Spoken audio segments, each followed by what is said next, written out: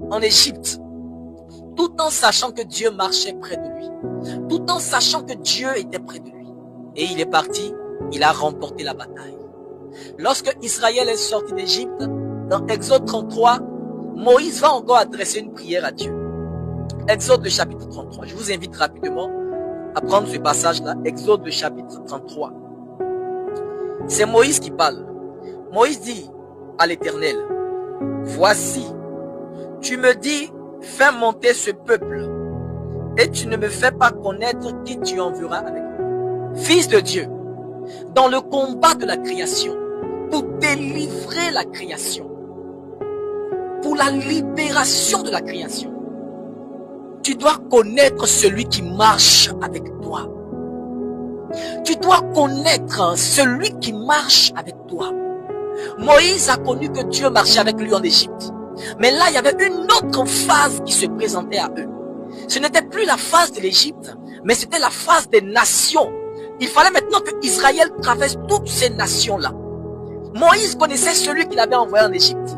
Mais là où il est arrivé, c'était trop peu. Il fallait une autre dimension pour traverser toutes ces nations parce qu'il y avait assez de combats et de guerres à remporter. Moïse dit, fais-moi connaître celui que tu m'envoies. Fais-moi connaître cette personne. Je veux connaître celui qui marche avec moi. Et je t'adresse à toi la parole, fils de Dieu. Est-ce que tu connais celui qui marche avec toi? Est-ce que tu as pris le temps de connaître celui qui est à tes côtés? Est-ce que Dieu est toujours près de toi? Est-ce que le Saint-Esprit marche toujours avec toi? Est-ce que tu le connais? Est-ce que tu le connais? C'est vrai, il t'a donné une mission. Moïse a dit, oui, tu m'as dit de faire monter ce peuple. Oui, c'est vrai. Mais je veux te connaître. Je veux te connaître. Je veux te connaître. Je veux savoir qui tu es. Je veux savoir qui marche à mes côtés. Lorsque le vent souffle, en tant que fils de Dieu, qui marche à mes côtés. Je veux savoir si je ne suis pas seul. David connaissait celui qui marchait avec lui. Il dit, même quand je marche dans la vallée de l'ombre de la mort, je ne crains aucun mal. Parce que David connaissait celui qui marchait à ses côtés. Est-ce que tu connais celui qui marche avec toi? Est-ce que tu le connais? Il t'a donné un ministère, mais est-ce que tu le connais? Est-ce que tu as eu cette rencontre? Est-ce que tu l'as rencontré? Est-ce que tu le connais? Est-ce que tu le connais vraiment, celui qui marche avec toi? Tu t'en vas, tu prêches, demain quelque chose arrive, on t'atteint parce que tu ne connais pas.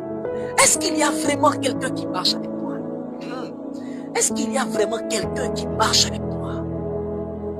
Arrivé à un certain moment de notre marche avec Dieu, on doit dire à Dieu, fais-moi connaître celui qui est avec moi.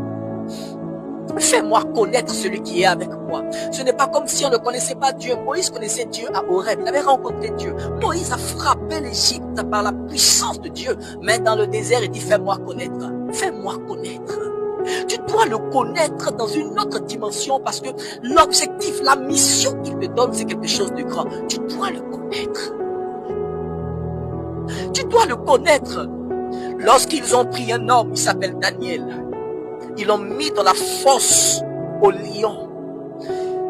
Très souvent quand j'en parle, je dis il n'y avait pas 2, il n'y avait pas 3, il n'y avait pas 10, il y en avait plusieurs. Parce qu'avant dans les royautés, dans le royaume, le fait d'avoir des lions était signe de symbole de puissance. Et le roi Darius avait des lions qu'il avait même hérité, même peut-être de Nebuchadnezzar, parce que les rois avant lui aussi avaient gardé des lions. Et là, il y avait des lions qui étaient là. Et on prend Daniel, on le met dans la fosse parmi les lions. Mais Daniel connaissait celui qui était avec lui. Les lions n'ont pas bronché.